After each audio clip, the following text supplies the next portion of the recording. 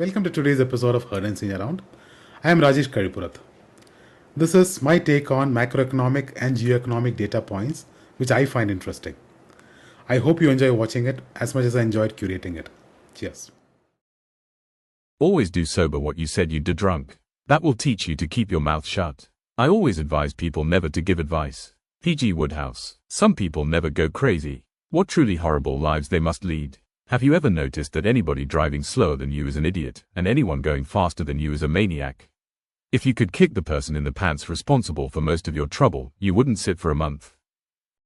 For more than 15 years, US stocks have beaten international markets on a rolling 5-year basis, the longest stretch of outperformance in history. That's an extraordinary run. But history has a habit of making long winning streaks uncomfortable. The chart shows previous periods eventually reversed, sometimes dramatically. Today, the US dominates global equity indices, AI leadership, and investor portfolios. The question isn't whether America has been exceptional, it clearly has. The question is whether the investors are paying too much for exceptionalism. Semiconductor stocks aren't just rallying, they're conducting a physics experiment. The SOXX Semiconductor ETF is up 102.8% in just 5 months, while the S&P 500 has gained a comparatively modest 11%. That's a market's way of saying AI isn't a trend, it's the only conversation in town. But when an entire sector doubles before summer vacation starts, investors should remember that excitement and valuation don't always travel together.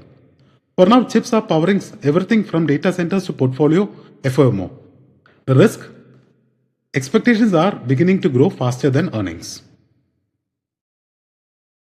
Here's a statistic that should make lenders smile and economists nervous. Gold loans are growing at 40% CAGR, two-wheeler loans at 26%, personal loans at 20%, while dispensable income is rising just 9.2%. In other words, debt is growing roughly twice as fast as income. That's great when incomes eventually catch up, less great when they don't.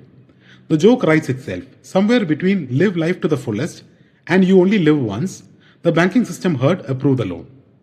For now, consumption is staying strong. The concern is whether tomorrow's spending is quietly being borrowed to pay for today. Buried inside India's garbage problem is a surprisingly large business opportunity. 50% of urban waste is biodegradable. Food scraps, vegetable waste, garden trimmings, the kind of stuff that can be turned into compost, biogas, and energy. The real eye-opener, by 2047, Indian cities are expected to generate 208 million tons of organic waste every year. That's not just rubbish, it's a massive untapped resource. Right now, much of it ends up in landfills creating methane. Managed properly, it could help power cities, support farmers, and reduce emissions.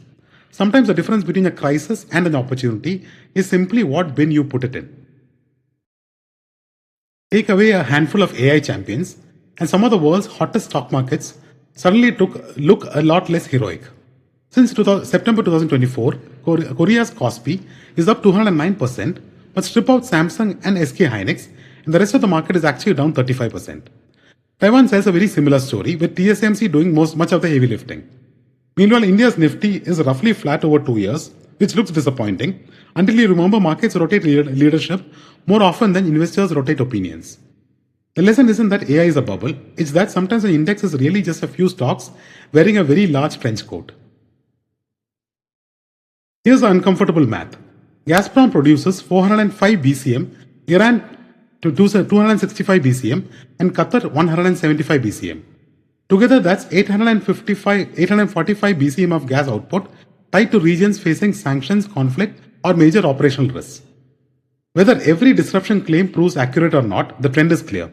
Energy security is replacing energy efficiency as the world's most favorite buzzword. Europe isn't asking for the cheapest molecule anymore, it's asking for the most reliable one. That leaves US LNG exporters in a remarkably strong position. The biggest winner from geopolitical uncertainty may not be a country at war, but a liquefaction terminal in Louisiana.